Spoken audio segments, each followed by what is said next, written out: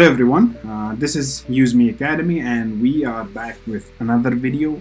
In this video we'll talk about interest rate and what it means, as it is also another really important topic in field of finance, as general in life as well.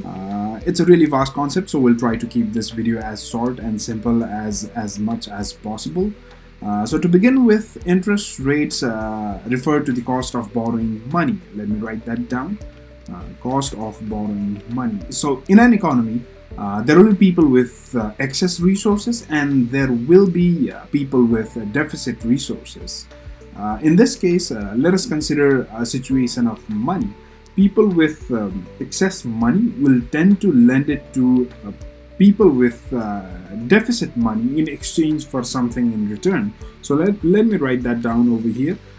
People with excess money. So there's people with excess money and there are people with deficit money.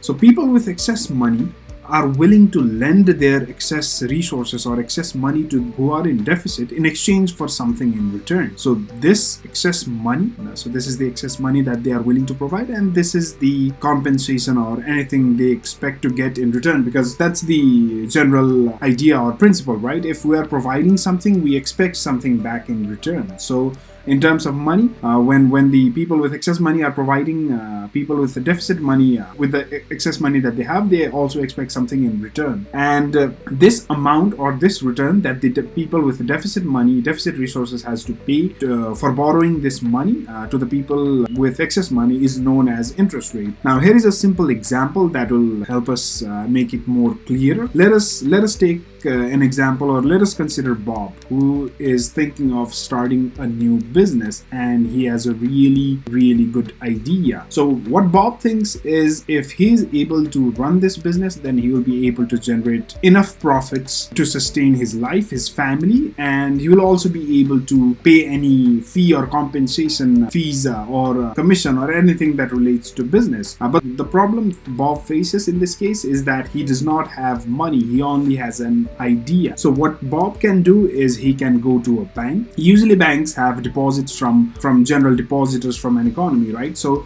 let's consider an example of a bank, and we have Bob over here who went to bank to borrow, let's say $10,000. So that's the initial cost that Bob thinks is needed to start his business, and from that he'll be able to generate sufficient profit. So bank will be willing to provide Bob with this $10,000, but it will expect Bob to pay certain amount every year in order to provide Bob with this money. So let's say bank says it needs $500 every year from Bob in return for providing that $10,000. So this money that is paid by Bob to the bank for borrowing this $10,000 is known as the interest, because out of $10,000 every year Bob has to pay $500, and when this amount is represented in percentage, it's called interest rate. So in this case, $500 is simply 5%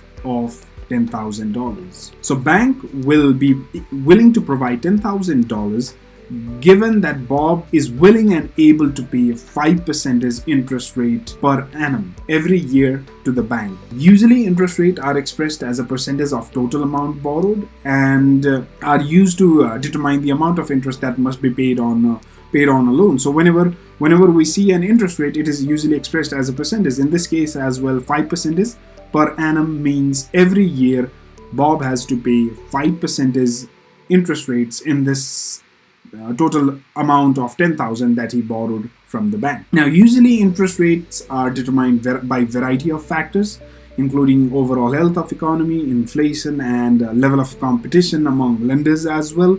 So whenever the inflation is low and the economy is strong, the interest rates tend to be low, whereas the inflation is situation when inflation is really high and the economy is also weak. In such case, the interest rates tend to be high. So that's the basic idea of what interest rate means. It simply means in an economy there will be people with excess resources, there will be people with deficit resources. People with excess resources are willing to provide their excess resources given that they get something in return. And people with deficit resources are also willing to borrow, and in exchange for that they pay a certain amount, so that the amount that they pay, or the cost that they pay for borrowing the money, is called the interest rate. And the key word over here is the cost of borrowing money. It simply means how much do I need to pay if I need to borrow money from bank or from an individual who has excess money. Thank you.